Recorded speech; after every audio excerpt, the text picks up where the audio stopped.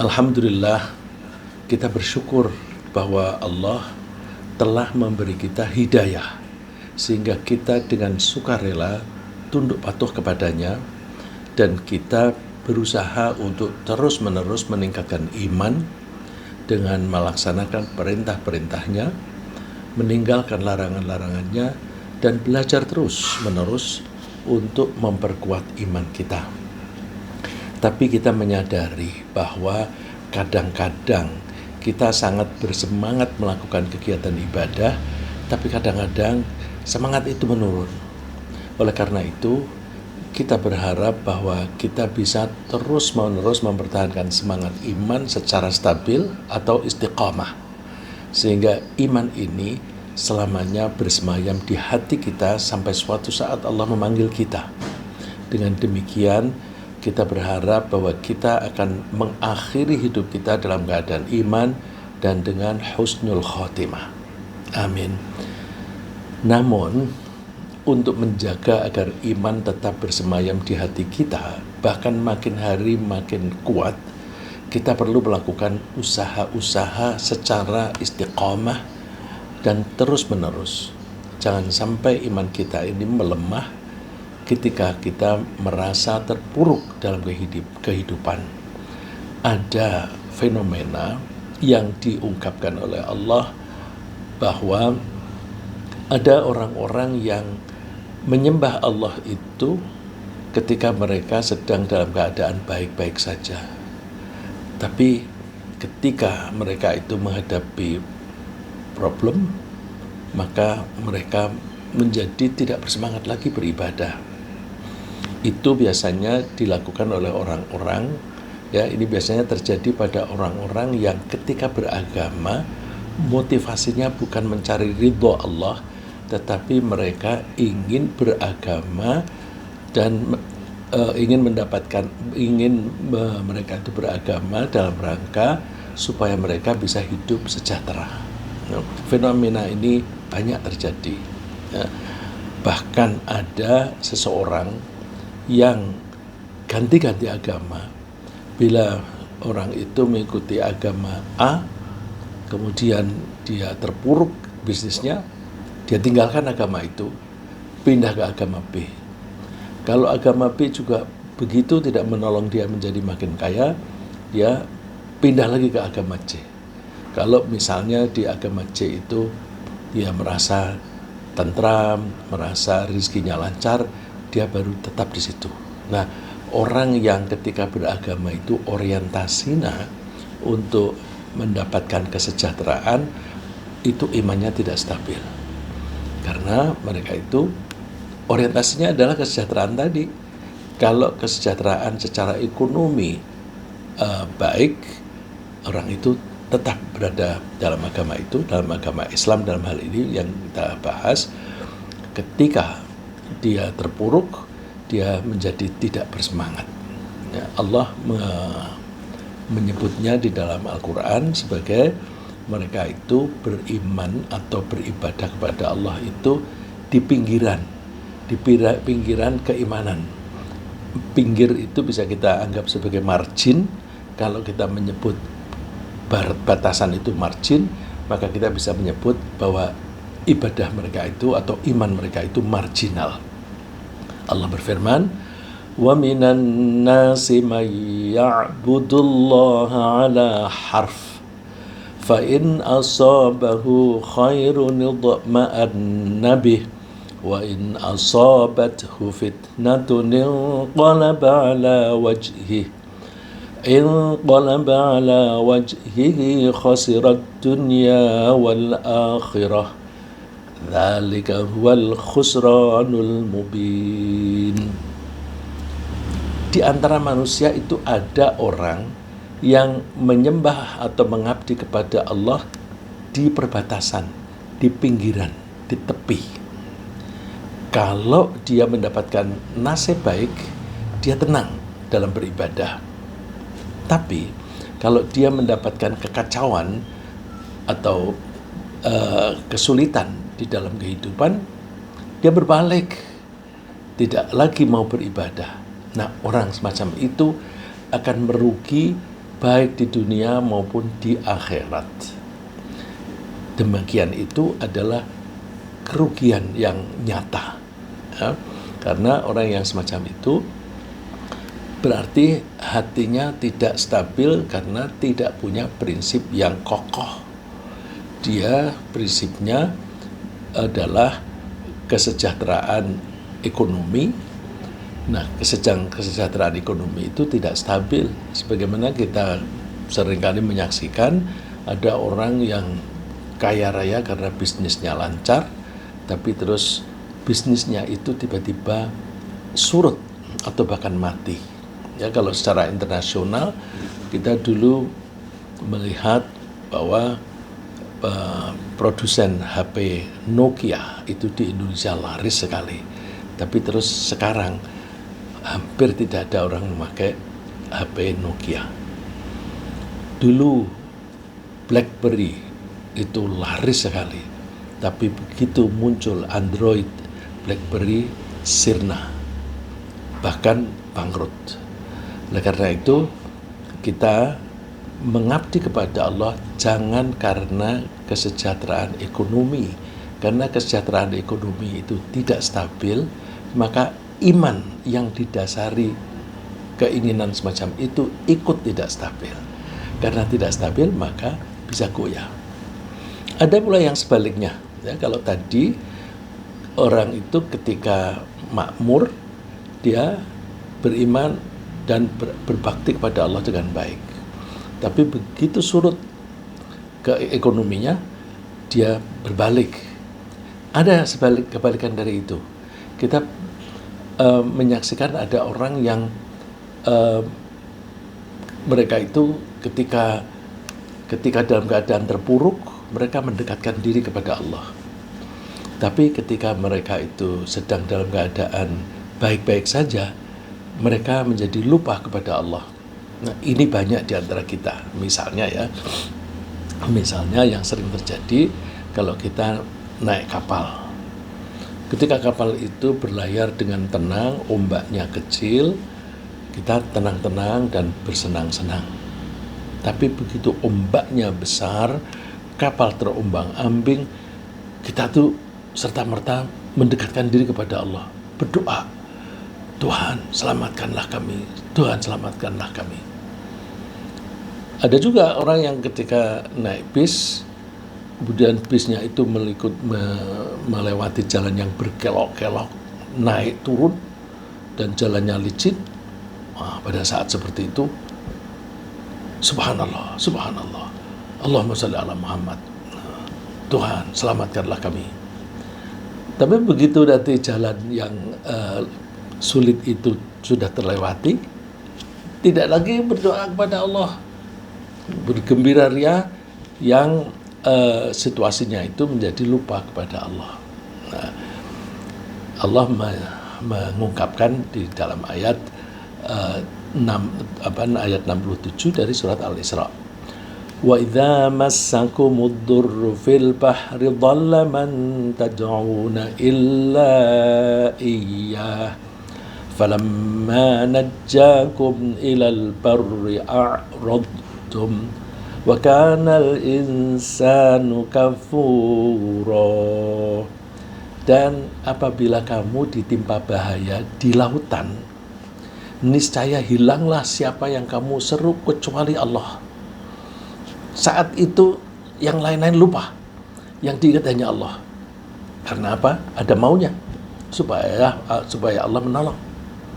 Dan tatkala dia sudah dalam keadaan selamat, artinya Allah sudah menyelamatkan orang-orang itu di daratan, mereka itu berpaling dari Allah. Lupa bahwa tadi itu dia berusaha mendekatkan diri kepada Allah ketika minta tolong. Dan manusia adalah selalu tidak berterima kasih kepada Allah. Nah, orang-orang yang semacam ini adalah orang-orang yang jenis yang ungrateful. Orang yang tidak bisa berterima kasih kepada Allah. Ketika dalam keadaan terpuruk, minta tolong kepada Allah. Nah, kalau di bidang politik, ketika mereka dalam keadaan terpuruk, mereka mengemis-ngemis suara kepada rakyat. atau menjilat pejabat-pejabat yang berkuasa. Tapi begitu orang ini sudah mendapatkan kekuasaan, mendapatkan kekayaan, mendapatkan jalan yang terbuka lebar untuk mempertahankan kekuasaannya, dia lupa kepada orang-orang yang dulunya berjasa memilih dia untuk menjadi kepala daerah atau kepala negara. Kemudian dia juga sudah menjadi berjaya, ekonominya lancar. Dia minta siapapun untuk mendukung secara keuangan itu gampang. Nah, saat seperti itu, orang itu menjadi lupa kepada orang yang telah berjasa tadi. Nah, ini kalau iman semacam itu, ketika orang itu terpuruk, rajin ke masjid, berlama-lama di masjid, berdoa, mohon rezeki yang lancar, yang banyak dari Allah. Tapi ketika orang itu menjadi makmur, bisnisnya lancar, lupa kepada Allah. Apalagi ketika bisnisnya lancar sekali, dia menjadi sibuk sekali, dia lupa ketika waktu sholat datang, azan pun tidak digubris dan tidak sholat. Nah, oleh karena itu kita hindari hal semacam itu. Kenapa seperti itu? Karena niatnya beragama itu kurang pas, ya. Karena orientasinya orientasi kesejahteraan atau orientasi kemakmuran secara ekonomi. Nah, kita juga perlu menjaga jangan sampai iman yang sudah bersemayam di hati kita ini terbang menghilang karena kesalahan dalam memilih teman. Nah, ini hati-hati kita dalam berteman. Kalau kita berteman dengan orang-orang yang rajin ibadah, maka insya Allah kita bisa ikut-ikut rajin. Misalnya, ini terutama banyak yang dialami oleh orang-orang yang sudah pensiun. Karena sudah pensiun, tidak lagi ada tempat kerja, tidak lagi punya teman di kantor, lalu terus mencari teman baru. Di mana? Nah, yang bagus kalau di Jakarta ini ya ke masjid. Di masjid mesti banyak orang, dan orang-orang di masjid itu secara umum orangnya baik-baik. Karena baik, mereka ramah, ya, diajak ngobrol, ya, mereka menanggapi dengan baik. Nah, ini bukan lalu tidak boleh. Memang itu bisa menolong karena dia menjadi tidak merasa kesepian di hari tua. Tapi ada yang tidak mau mencari teman, tidak mau pergi ke masjid karena malu. Terutama kalau mereka itu dulunya jahat ketika berkuasa atau ketika kaya, ketika menjadi miskin, mereka malu ketemu teman-temannya sekampung atau teman-teman yang biasa bertemu di waktu masih kaya. Ya. Memang biasa ketika seseorang itu berkuasa dan kaya lagi, maka banyak teman-teman yang datang. Tapi ketika terpuruk, nggak ada lagi orang yang datang. Itu biasa, fenomena yang lazim kita dapatkan. Nah, kita hati-hati ketika memilih teman. Kalau kita salah mengikuti teman, maka kita akan hanyut dengan teman itu. Ya, misalnya yang saya pernah mengalami sendiri, alhamdulillah saya waktu itu bisa berhati-hati. Kebetulan saya berada di luar negeri. Di negeri itu kebanyakan orang bukan muslim, maka saya berusaha berakrab-akrab dengan orang-orang yang seprofesi dengan saya di negeri itu. Lalu kami berakrab-akrab, lalu mencari makanan yang enak dan murah. Kita pergi ke restoran yang enak dan murah, dan memang murah sekali pada saat itu. Jauh lebih murah dibanding dengan di Jakarta. Sehingga makan banyak, nggak perlu khawatir tidak bisa bayar. Tapi karena mereka itu bukan muslim yang terikat dengan peraturan-peraturan dari Allah, habis makan di restoran, kami diajak, karena yang membawa mobil kan mereka, diajak ayo minum di pub. Memang yang dihidangkan itu ada kopi, tapi kopinya dicampuri alkohol. apalagi yang betul-betul bir atau whisky. Waduh, nah ini kalau kita berteman dengan orang-orang seperti itu, berakrab-akrab, kita bisa hanyut. Mungkin mulai dengan mencoba mencicipi, lama-lama ketagihan. Kalau kita mau menjaga iman kita, kita jangan memilih teman yang semacam itu. Kita pilih teman-teman yang soleh-soleh. Ya, kita hindari berakrab-akrab dengan orang-orang yang tidak beriman atau mereka yang suka melakukan perbuatan dosa, karena mereka biasanya mengajak-ajak teman untuk mengikuti jejak mereka. Berkawan boleh, yang kita hindari adalah berakrab-akrab. Kalau sudah terlanjur mengikuti kebiasaan mereka, penyesalan di akhirat nanti yang muncul, dan penyesalan di akhirat itu tidak ada gunanya. Ini penyesalan orang yang di neraka yang dikutip oleh Allah. Ya, Allah itu kan yang menciptakan waktu. Karena Allah menciptakan waktu, dan waktu itu menurut konsep kita ada waktu masa lalu, ada waktu sekarang, dan waktu yang akan datang. Karena waktu itu semuanya menciptakan Allah, maka Allah mengetahui semua waktu itu. Kalau kita melihat kembali apa yang terjadi di waktu lalu, nggak bisa. Tapi Allah bisa melihat kembali apa yang terjadi pada masa lalu, dan melihat apa yang akan terjadi di masa yang akan datang. Bagaimana orang di neraka itu mengeluhnya. Nah, ini keluhan mereka. Ya wailata laitani lam attakhidh fulanan khalila. Aduh, celaka. Kenapa aku dulu menjadikan si fulan sebagai teman akrab. Ya, Khalil itu teman yang selalu bersama-sama. Ya. Kemana si A pergi, si B ada. Kemana si B pergi, si A ada. Waktu selalu bersama-sama, itu namanya Khalil. Ya. Mengeluhnya apa? Laqad adallani 'anil dzikri ba'da idh ja'ani. Teman ini ternyata menyesatkan aku dulu waktu di dunia, lupa akan peringatan-peringatan dari Allah, padahal peringatan itu sudah pernah datang kepadaku dan aku mengikutinya. Tapi gara-gara aku berkawan dengan dia, aku menjadi lupa semuanya itu. Nah, orang yang mengajak kepada keburukan itu namanya setan. Wa kana syaitanu lil insani khadzula. Setan itu memang tidak peduli, tidak mau menolong orang-orang yang dulunya pernah akrab atau bahkan dulunya pernah menolong dia. Itu memang biasa seperti itu.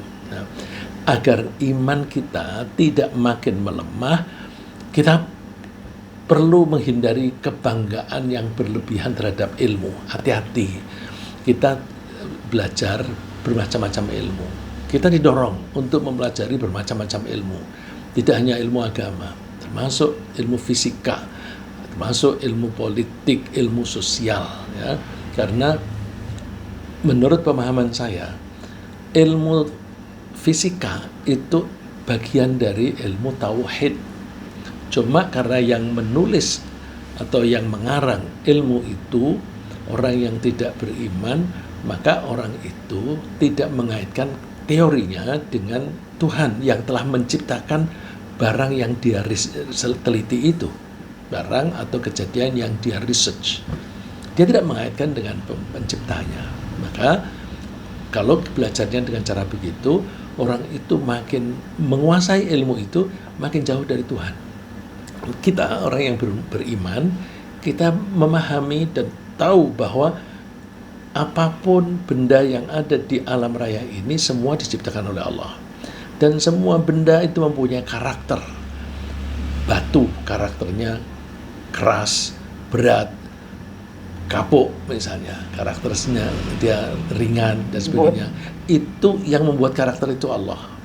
Nah, kalau kita mempelajari karakter benda atau bahkan kejadian, berarti kita mempelajari bagaimana cara Allah menciptakan benda-benda dan peristiwa-peristiwa itu. Jadi kita selalu mengaitkan ilmu fisika, teori ilmu fisika dengan Allah yang menciptakannya. Itu kita kalau yang beriman. Ya. Oleh karena itu kita makin menguasai suatu ilmu pengetahuan, jangan makin terlalu bangga dengan ilmu itu. Nanti kita makin jauh dari Tuhan. Kita mesti menguasai ilmu itu, kita menangkap bahwa betapa Allah sayangnya kepada kita manusia, karena semua benda-benda yang diciptakan oleh Allah dan peristiwa-peristiwa yang terjadi itu diciptakan oleh Allah dalam rangka menyayangi kita. Tapi kita seringkali salah paham. Ya. Nah, agar iman kita tidak makin melemah, kita perlu menghindari kebanggaan yang berlebihan terhadap ilmu pengetahuan yang dikembangkan oleh manusia. Kebanggaan itu melebihi kebanggaannya terhadap firman Allah dan sabda Nabi. Jadi mereka kadang-kadang menganggap Quran itu ketinggalan zaman, misalnya begitu. Karena apa? Dia tidak pernah membaca atau apalagi memahami isi Al-Quran itu. Dia hanya dengar-dengar, lalu dia menganggap ilmu pengetahuan itu tidak sinkron dengan Al-Quran. Padahal kalau kita mempelajari Al-Quran dengan baik, memang Al-Quran itu isinya perintah dan larangan, tetapi itu sejalan dengan ilmu pengetahuan yang kita pelajari. Bahkan kita seringkali terlambat.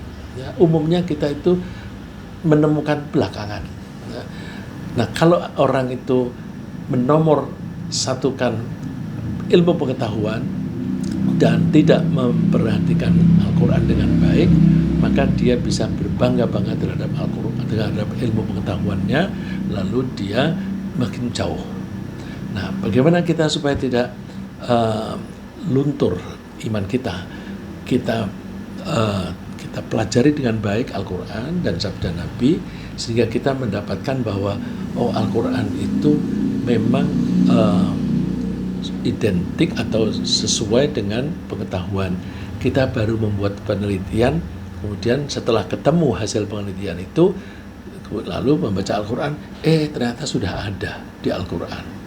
Nah, jadi kenapa kita tidak membuat penelitian berangkat dari firman Allah? Jadi kita tidak boleh menomor sekiankan firman Allah. Kita mesti menomor satukan firman Allah, karena Allah adalah yang menciptakan segala sesuatu dan dia pasti lebih mengetahui tentang ciptaannya sendiri. Dengan demikian, mengunggulkan ilmu pengetahuan yang dikembangkan manusia itu berarti menghinakan dan merendahkan Allah. Nah, ini orang yang membanggakan pengetahuan yang diciptakan oleh manusia, perilakunya semacam ini. Falamma ja'atuhum rusuluhum bil bayyinati farihu bima indahum minal ilmi wa haqqa bihim ma kanu bihi yastahzi'un. Maka tatkala datang kepada mereka rasul-rasul yang diutus kepada mereka dengan membawa keterangan-keterangan, mereka merasa senang, lebih senang dengan pengetahuan.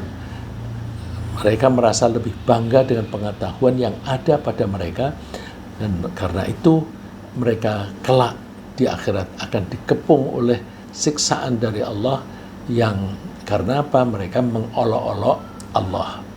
Kalau orang itu menganggap bahwa ilmu pengetahuan itu lebih advance, ya, lebih maju dibanding dengan Al-Quran, itu sama dengan menganggap Al-Quran itu terbelakang. Kalau menganggap Al-Quran itu terbelakang, sama dengan menghina atau mengolok-olok firman Allah. Kalau orang itu mengolok-olok firman Allah, maka berarti orang itu mengolok-olok Allah itu sendiri. Nah, kemudian agar iman itu selalu bersemayam di hati kita, jangan sampai menghilang atau luntur, kita perlu juga menghindari jatuh cinta pada harta. Karena cinta harta itu sangat berpotensi untuk membuat kita lengah dan lupa kepada Allah, sehingga kita sering meninggalkan kewajiban seperti sholat dan ibadah lainnya. Memang kita membutuhkan harta, tapi kita menganggap harta hanya sebagai sarana atau alat untuk mempertahankan hidup dan sarana untuk melaksanakan perintah Allah. Jadi harta itu alat atau sarana, tujuannya Allah, jangan dibalik, ya. Jangan dibalik, tujuannya harta. Nanti orang itu bisa mudah tersesat. Ya. Allah mengungkapkan bagaimana kelakuan orang yang tidak beriman, atau orang yang terlalu membanggakan kehidupan di dunia. Dzalika bi annahu mustahabbul hayatad dunya 'alal akhirah wa anna Allah la yahdil qaumal kafirin.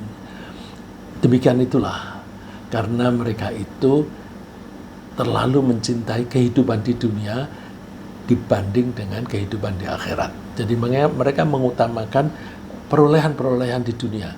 Mereka lupa tidak mencari perolehan yang menguntungkan mereka di akhirat. Dan Allah tidak akan memberi petunjuk kepada orang yang demikian itu, yaitu orang yang kafir yang mengingkari Allah. Ulaika alladzina taba'allahu ala qulubihim wa sam'ihim wa absarihim wa ulaika humul ghafilun. Nah, gara-gara mereka itu terlalu mencintai Allah, Allah membuat hati mereka itu menjadi keras.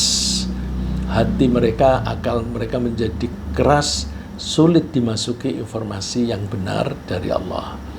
Bahkan pendengaran dan penglihatan mereka itu juga tertutup. Nah, orang semacam itu menjadi orang yang lalai, melalaikan diri, lalai bahwa mereka itu diciptakan oleh Allah dan dirawat oleh Allah. La jarama annakum fil akhirati humul khasirun. Tentu saja pastilah mereka itu akan merugi ketika mereka di akhirat. Ada bahaya lagi. Jadi orang yang cinta harta itu bisa terlalu sibuk dengan mengurusi harta. Karena terlalu sibuk, mereka menganggap nggak sempat sholat. Jangankan sholat, ingat saja tidak. Ada adzan pun tidak digubris. Nah, itu karena bisa menjadi akibat dari cinta harta.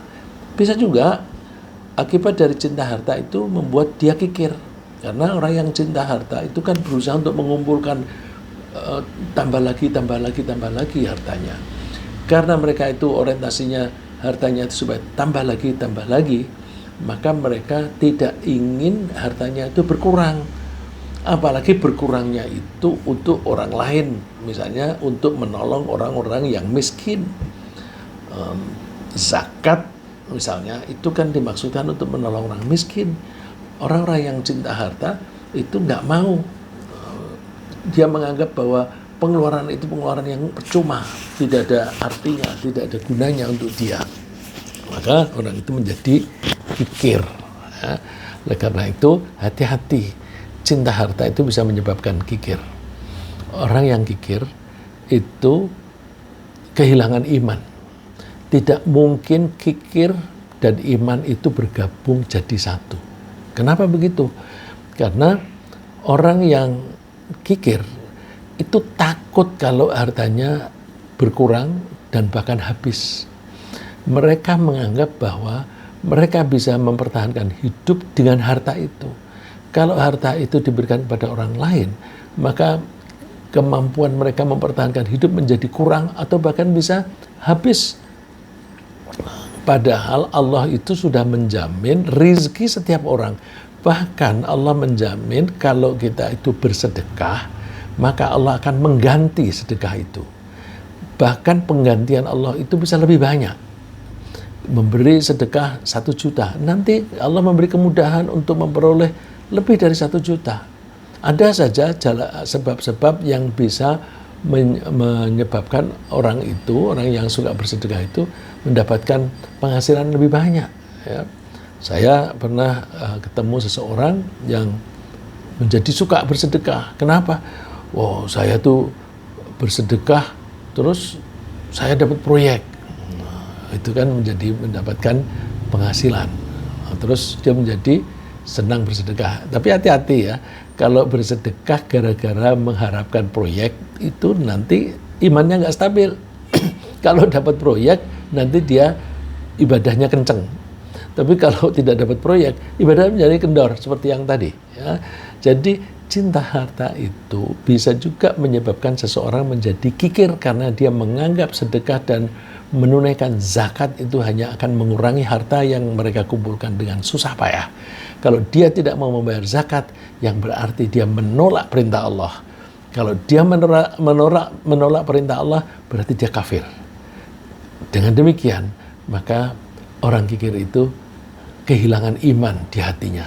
Rasulullah SAW bersabda, "Wala yajtami'u syuhhu wal iman fi qalbi 'abdin abada." Ini hadisnya lebih panjang dari ini. Di depannya ada kalimat, tapi supaya fokus kita di sini, saya kutip yang berkaitan dengan kikir. Dan selamanya tidak akan pernah berkumpul antara kikir dan iman di hati seseorang, di hati seorang hamba. Jadi iman dan kikir itu tidak mungkin bersatu padu di hati seseorang. Ibaratnya kalau hati itu wadah. Wadah itu kalau di situ diisi dengan keimanan, maka orang itu tidak mungkin kikir. Tapi kalau orang itu kikir, maka iman itu akan lari. Dengan demikian berarti iman dan kekikiran itu tidak mungkin bersatu di dalam kepribadian seseorang. Lagi, cinta harta itu juga bisa memunculkan pada seseorang rasa dengki. Karena dia ingin mengumpulkan harta, kemudian kalau dia melihat orang lain lebih cepat mendapatkan harta tambahan, dia akan iri dan mungkin bisa dengki. Ya, jadi orang yang mencintai harta itu kepingin mengoleksi, menumpuk-numpuk harta sebanyak-banyaknya. Nah itu dengan sendirinya nanti dia akan merasa bersaing dengan teman-teman yang sejawat gitu, atau orang lain. Kalau dia melihat, wah, kok dia bisa lebih cepat dapat kekayaan seperti itu, padahal sekolahnya sama, misalnya jabatannya ya sama begitu, tapi kok dia bisa mendapatkan kekayaan sebanyak itu. Lalu dia menjadi curiga, lalu dia berusaha, kalau itu dia khawatirkan menyaingi, maka dia difitnah. Ya. Dengki itu bisa menghasilkan fitnah. Nanti kalau misalnya ada kekhawatiran, wah kalau jabatan ini kepegang orang itu, maka rencana-rencana kita bisa bubar. Maka orang itu dia halang-halangi jangan sampai menjabat posisi yang dikhawatirkan itu. Nah, jadi dengki itu bisa juga menyingkirkan keimanan seperti kikir tadi. Nah, hati-hati. Dengki bisa menyingkirkan keimanan dari hati seseorang. Allah berfirman, Rasulullah SAW bersabda, la yajtami'u fi jawfi 'abdin al-iman wal hasad. Tidak mungkin berkumpul di dada atau di hati seseorang hamba antara iman dan dengki. Nah, sebaliknya agar kita ini bisa tetap mempertahankan iman di hati kita, kita perlu melakukan langkah-langkah yang baik. Bahkan pola pikir kita itu juga kita bangun dengan baik. Jadi kita mesti bareng-bareng. Pola pikir kita bangun, kemudian perilaku kita juga kita bangun. Tidak bisa hanya pola pikir saja baik, kemudian perilakunya tidak mengikuti. Orang yang punya keinginan baik, ya, pola pikirnya itu baik sekali tapi tidak dilaksanakan, itu sama dengan dreamer, ya, orang yang mimpi-mimpi doang, tidak pernah melaksanakan cita-citanya. Tapi sebaliknya, orang yang berusaha berperilaku dengan baik tapi dia tidak membenahi perilaku, maka dia melangkah dalam kehidupan ini salah arah. Kalau salah arah, bukan kebahagiaan yang dia dapat, malah celaka.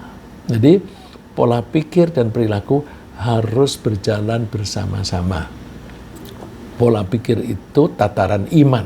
Kalau iman itu kan pola pikir, percaya kepada Allah, percaya kepada utusannya, percaya kepada hari akhir. Nah, namanya percaya itu di pikiran.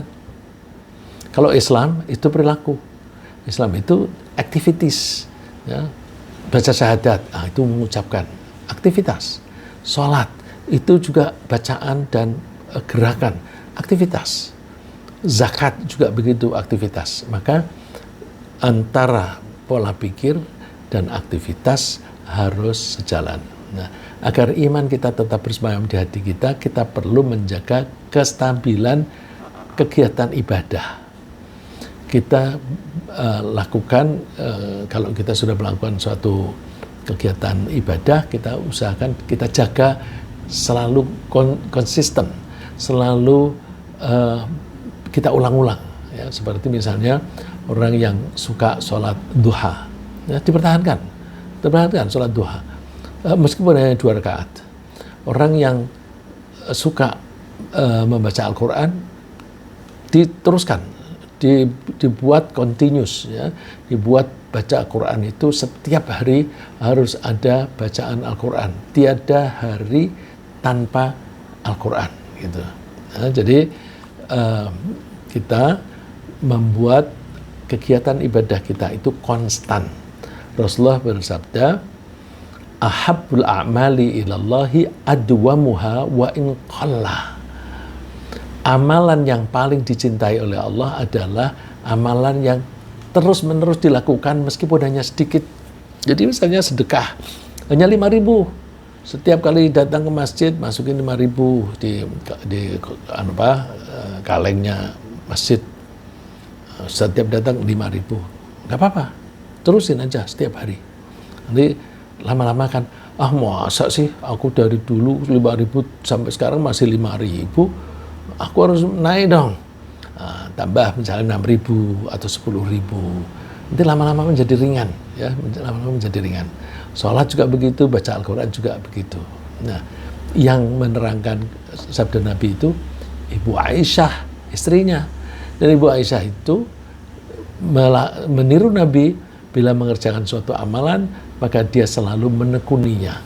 Ya, hadis itu sahih, diriwayatkan oleh Muslim. Untuk mempertahankan keimanan, kita juga perlu berusaha agar iman kita makin hari makin kuat. Bukan hanya konstan, karena kalau kita mempertahankan konstan, tidak ditambah lagi, apa yang pernah kita pelajari itu makin hari makin lupa. Nah, yang paling sensitif terhadap lupa itu orang yang menghafal Quran. Coba aja, kalau misalnya hari ini hafalkan surat Wadduha, ya. Wadduha aja yang tidak terlalu panjang gitu.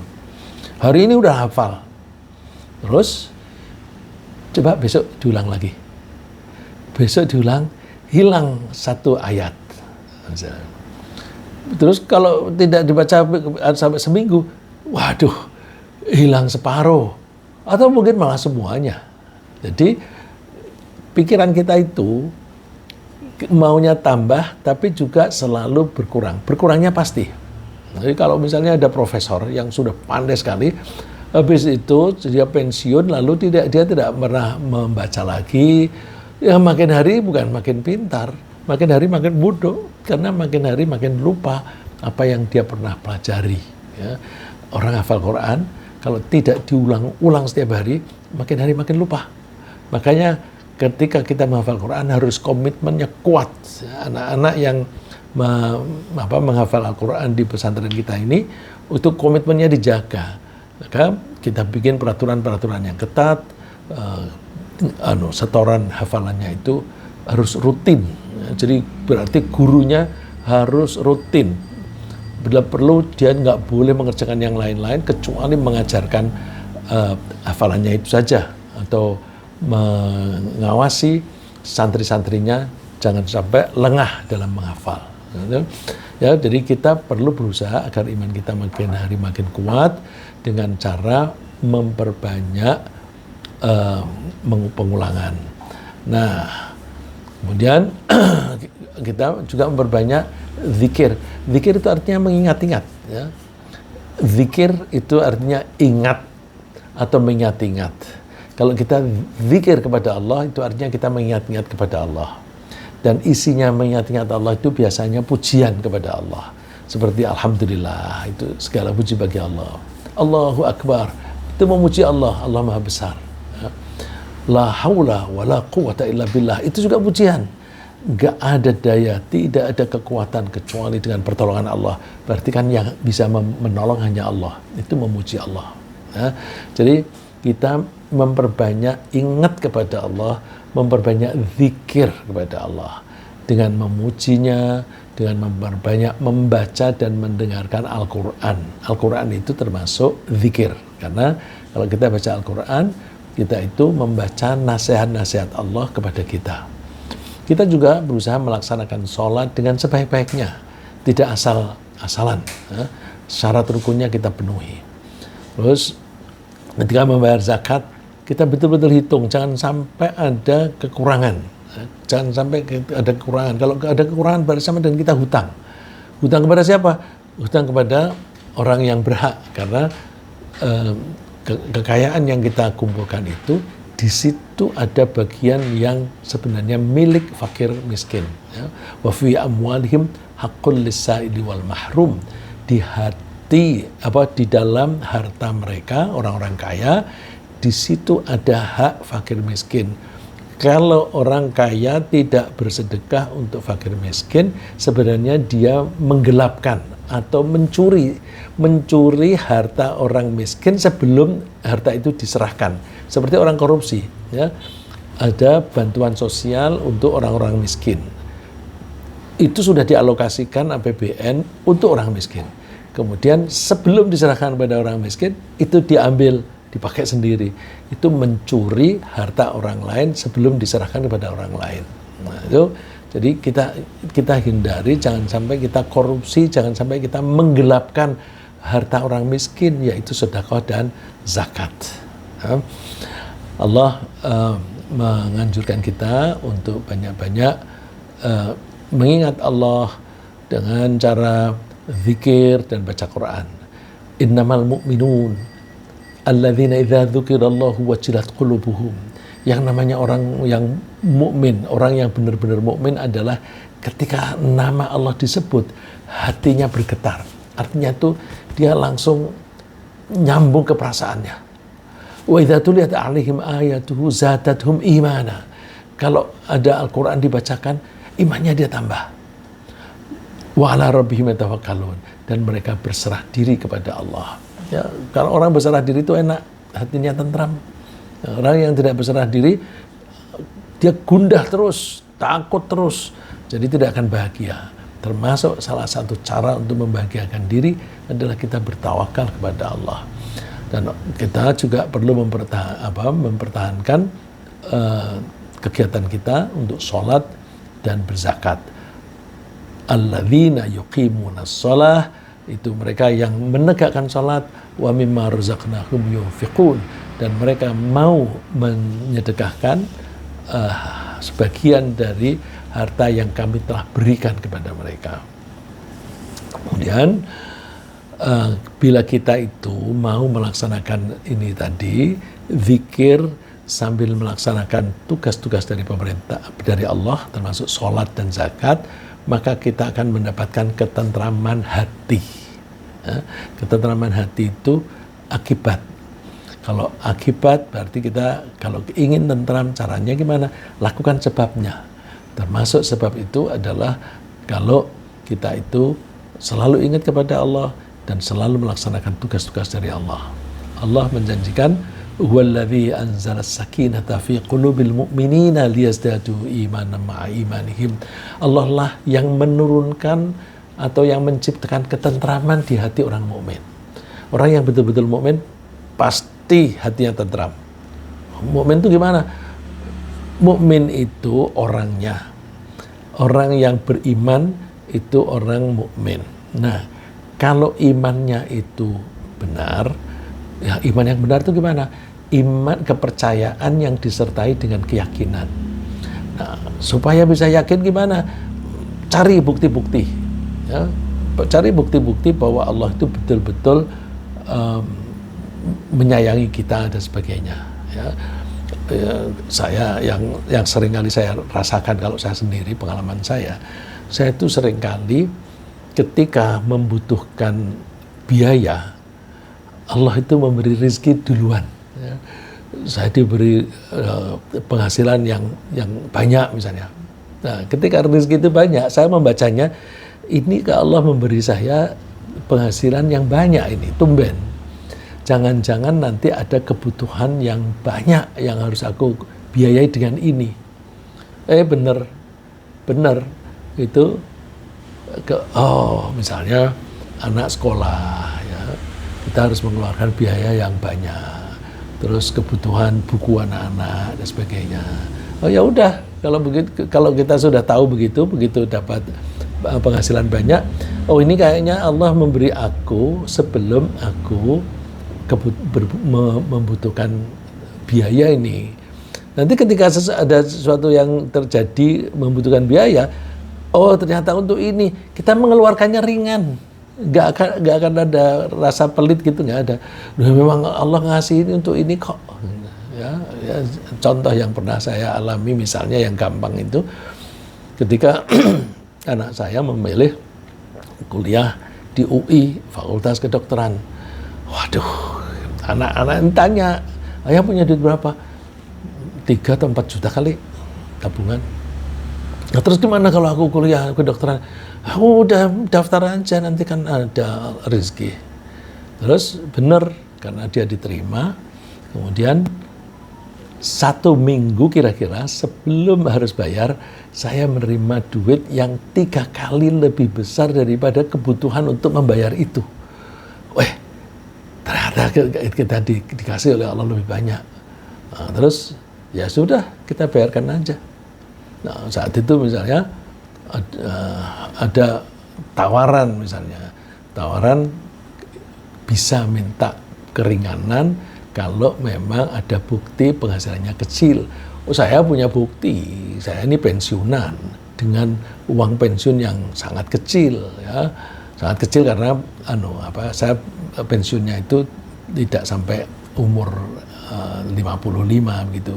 Jadi karena masa kerja saya tidak penuh, maka pensiunnya tidak banyak. Ini saya bilang kecil itu bukan keluhan ya. Memang wajar seperti itu. Itu masih lebih baik daripada tidak ada pensiun.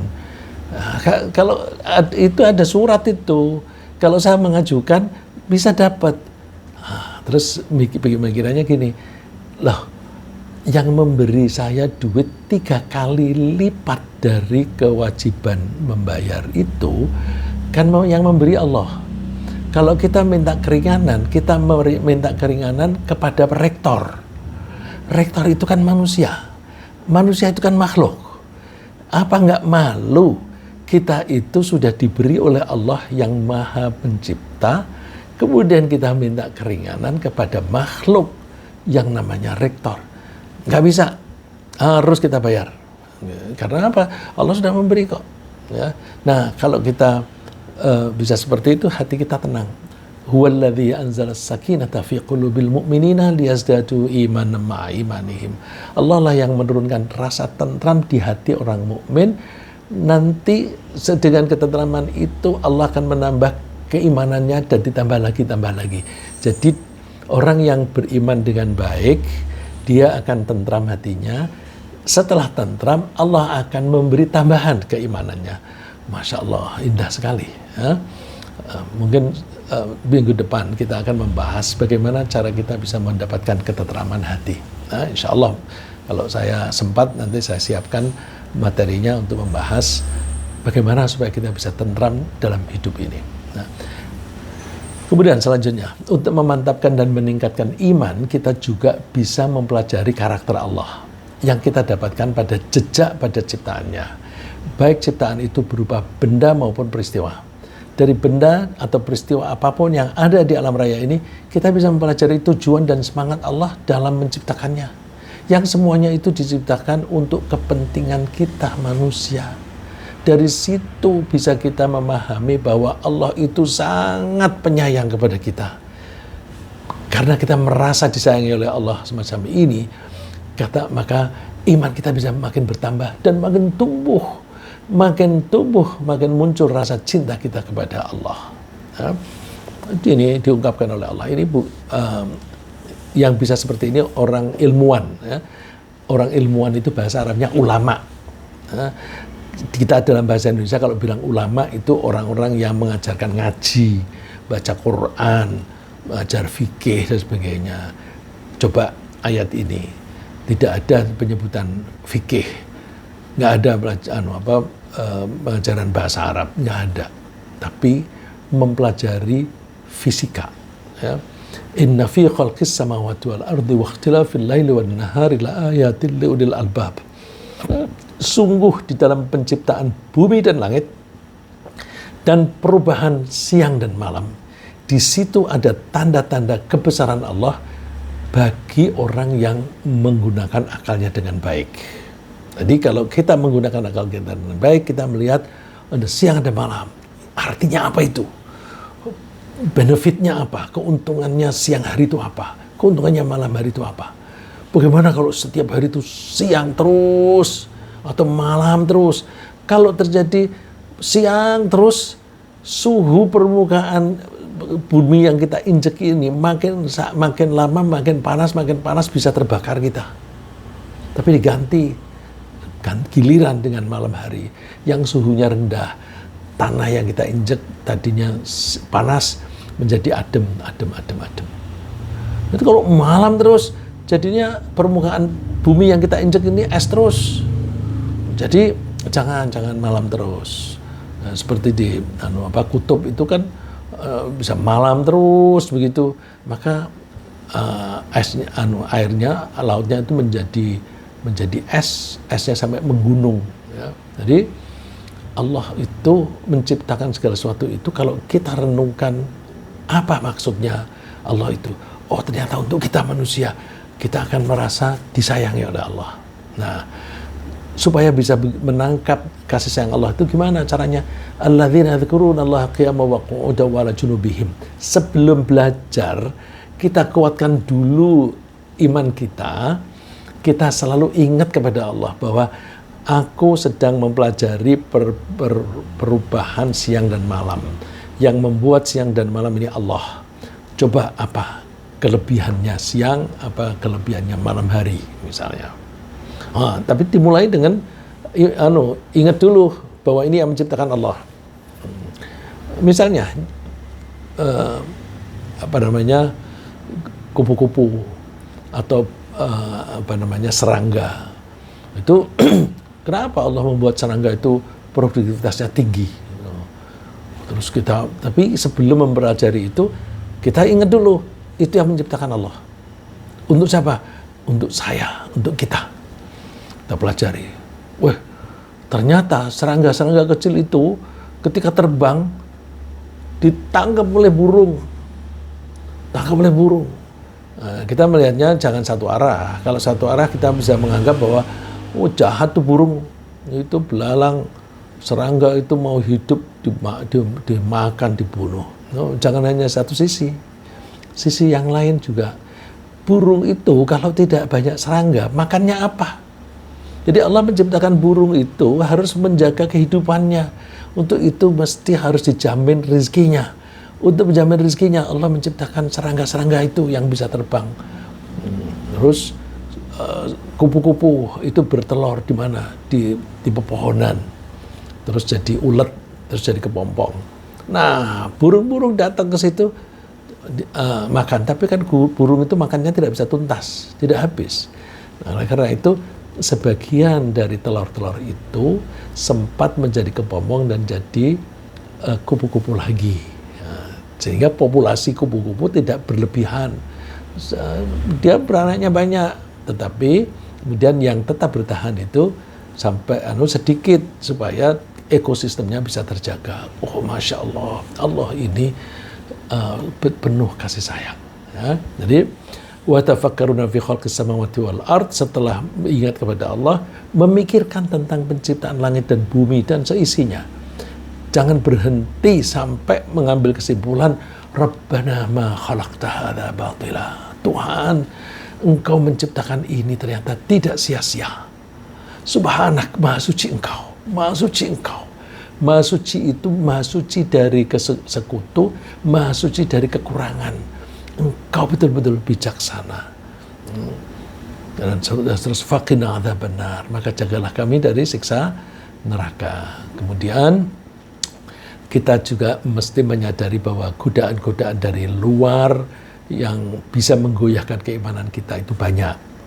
banyak pula ragam dan jumlahnya menghalangi kita melaksanakan keimanan kita. Di samping faktor-faktor luar, di faktor dalam, hati kita itu juga suka bergejolak. Seperti misalnya terjadinya kehidupan. Kita kan seringkali mengalami perubahan. Perubahan misalnya dari miskin menjadi kaya. Jadi kaya menjadi miskin.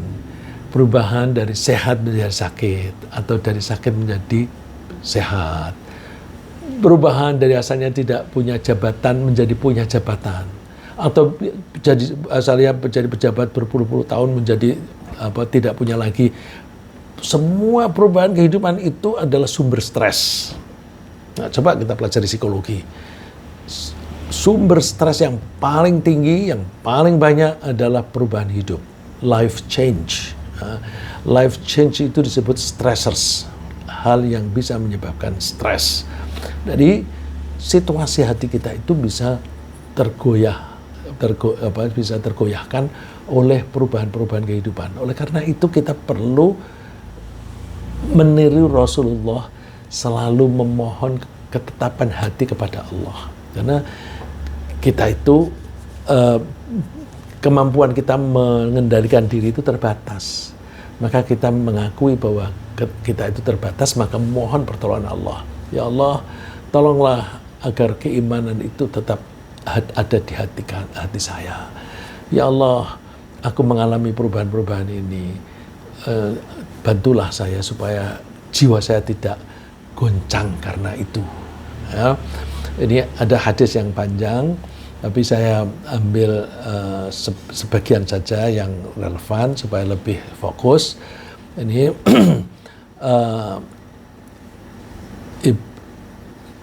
ibu muslimin, ummul muslimin.